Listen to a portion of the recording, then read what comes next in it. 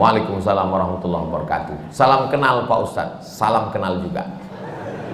Saya dari Saudi Arabia.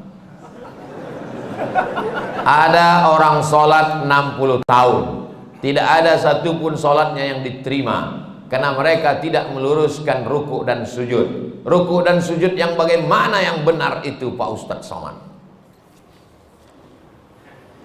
Irji ila salatika fa innaka lam tusalli. Ulangi salatmu karena salatmu tidak sah. Sahabat itu pun mengulangi salatnya. Irji ila salatika fa innaka lam tusalli. Ulangi salatmu karena salatmu tidak sah. Sahabat itu pun mengulangi salatnya. Irji ila salatika fa innaka lam tusalli. Ulangi salatmu karena salatmu tidak sah. Dia pun mengulangi salatnya. 3 kali dia ulang. Akhirnya setelah dia ulang 3 kali, gimana yang benar itu ya Rasulullah? Kata Nabi, hatta tatma'inna raki'an. Kalau kau rukuknya tumakninah. Makna tumakninah 2. Yang pertama, ada tempo tenggat waktunya. Seminim-minimnya rukuk 1 kali tasbih. Subhana rabbiyal azimi wa bihamdih. Walaupun 1, tapi dibaca itu ada tumakninahnya. Subhana rabbiyal azimi wa bihamdih. Kenapa orang sholat nggak ada tumakninahnya? Seperti pohon bambu di tepi sungai ditiup angin, karena nggak dibaca di mulut. Allahu Akbar, Allahu Akbar, Allahu Akbar, Allahu Akbar, Allahu Akbar. Pas ditanya, kenapa kau sholat cepat betul? Maaf, nama saya Valentino Rossi,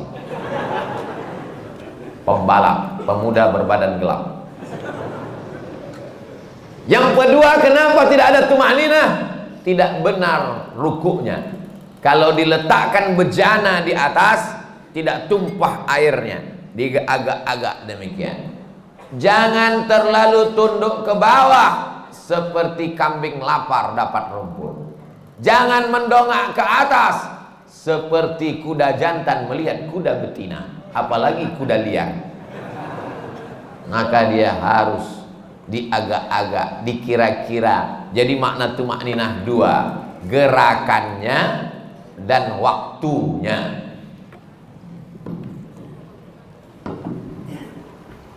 Allahu Akbar. Subhana rabbiyal azimi wa bihamdi. Subhana rabbiyal azim. Tidak terlalu menunduk ke bawah, tidak terlalu mendongak. Jangan rukuknya mendongak.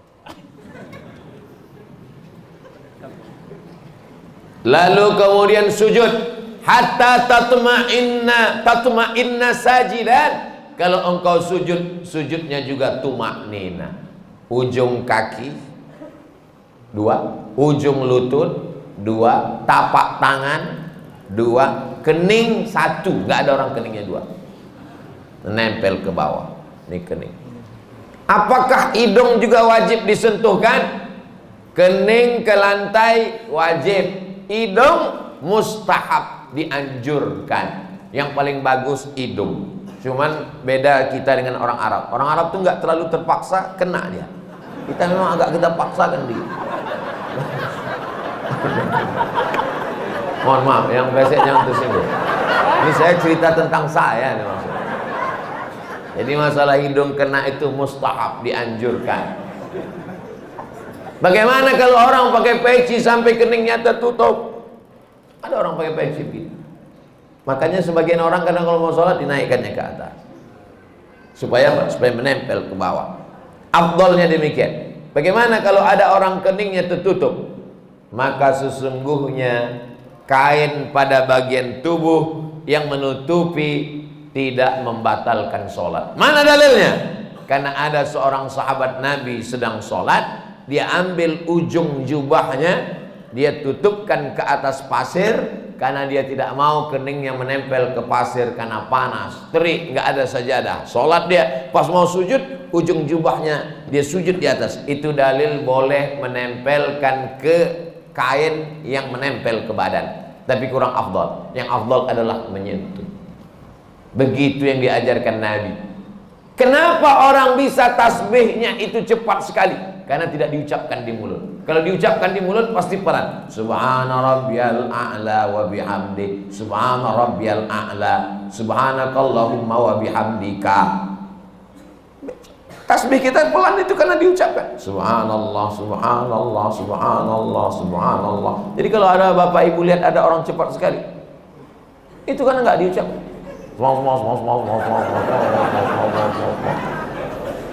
Nggak diucapkan. Bahkan kata Syekh Ali Jum'ah, itu pakai nafas membantu lebih khusyuk diucapkan walaupun sholat zuhur dan asar.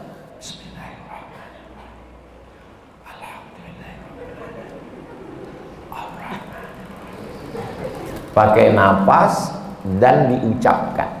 Apakah Nabi itu kalau sholat mulutnya bergerak?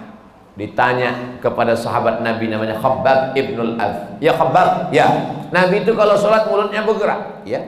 Dari mana kamu tahu? Bittirabi lihyatih. Aku lihat jenggot Nabi bergoyang.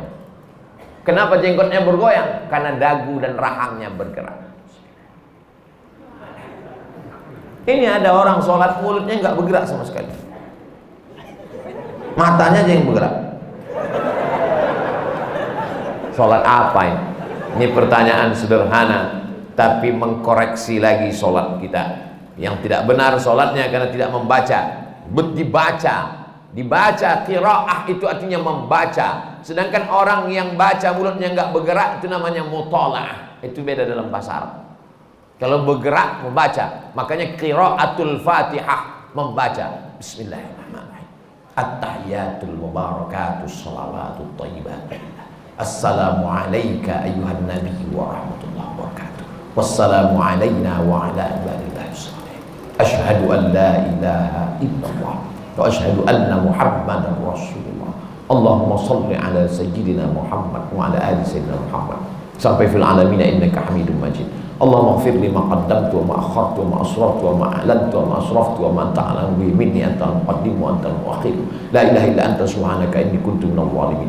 Allahumma inni a'udzubika min 'adzabi jahannam wa min 'adzabil qabri wa min fitnatil mahya wal mamat wa min syarri fitnatil masiihid dajjal. Allahumma a'inni 'ala dzikrika wa syukrika wa husni ibadati. Assalamualaikum warahmatullahi. Assalamualaikum warahmatullahi. Tumakninah. Kalau tidak ada tumakninah, kata Nabi, ulangi sholatmu karena sholatmu tidak sah. Mari kita jaga sholat kita lagi insyaallah. Jangan menjadi pencuri sholat. Bagaimana pencuri sholat?